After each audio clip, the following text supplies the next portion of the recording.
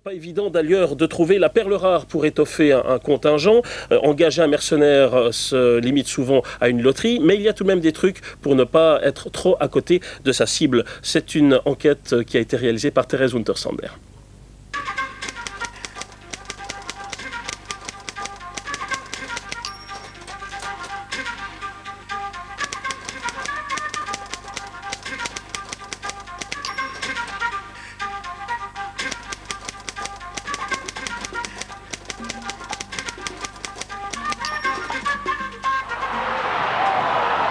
Les 3 hommes que vous venez de voir représentent les 3 étapes du transfert d'un étranger en Suisse.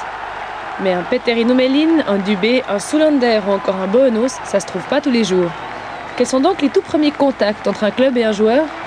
Ce sont des entraîneurs, ce sont peut-être des fois des journalistes, des agents ou bien des scouts qui travaillent pour des organisations au niveau du NHL. C'est très différent, mais c'est important d'avoir des connexions, des relations avec des gens qui sont capables de donner des informations sur un joueur. Moi, j'essaye d'avoir toujours dans chaque catégorie d'âge des joueurs d'un certain calibre pour correspondre à ce que veulent certains clubs, que ce soit en Suisse ou à l'étranger.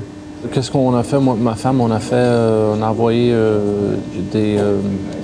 un email à chaque équipe, comme quoi que j'étais disponible, même les équipes en Allemagne. Moi, je veux toujours parler personnellement avec le joueur, puis je préfère de faire ça vis-à-vis du joueur, pas par téléphone ou bien par email. Roberto Triozzi est venu me voir jouer là-bas au Québec. Après le match, il a dit oui, on est satisfait de la manière que tu joues. Et puis, il avait beaucoup confiance en Alan Hayward. Lui et Alan sont très amis. Fait que Alan lui disait, je crois que c'est le joueur pour toi, que vous avez besoin. Une simple cassette vidéo ne suffit plus. Se rendre sur place, c'est devenu presque une obligation. Si on observe un joueur, peut-être on observe aussi un peu qu'est-ce qu'il fait sur le banc, qu'est-ce qu'il fait un peu à côté du jeu. Est-ce qu'il parle avec ses coéquipiers? Est-ce que c'est un leader? Quel est son body language dans des situations différentes? Des fois, c'est aussi intéressant de voir qu'est-ce qu'il fait à l'entraînement. La grande qualité d'un joueur, je pense que c'est sa tolérance à la frustration. Parce que les frustrations, il y en aura toujours, surtout chez les jeunes joueurs. Et c'est la réaction face à la tolérance, face à cette frustration. Le niveau de tolérance, plus il est élevé, plus le joueur a des chances d'arriver à faire une carrière. En parlant de la Ligue, on dit que c'est la meilleure Ligue pour jouer. En tant qu'importé, c'est là que tu veux jouer. Tu veux jouer en Suisse parce que c'est point de vue voyage. Je crois que le plus long voyage, c'est probablement 6 heures, ce qui est rien pour nous en Amérique du Nord.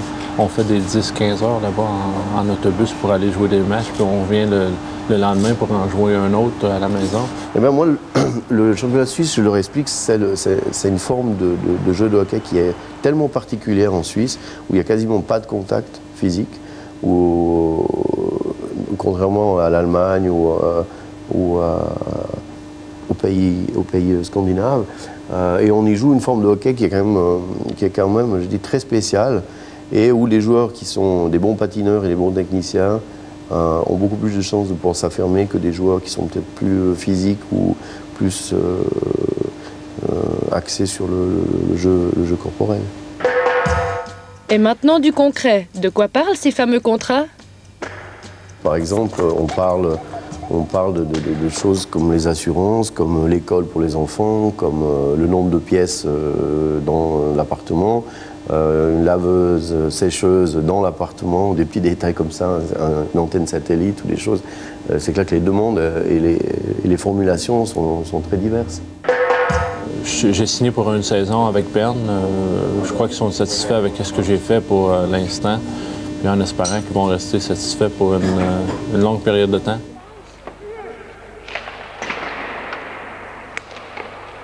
Et voilà des joueurs étrangers qui visiblement se sentent plutôt bien en Suisse. Ils sont donc encore une dizaine à devoir signer un contrat ces prochains jours.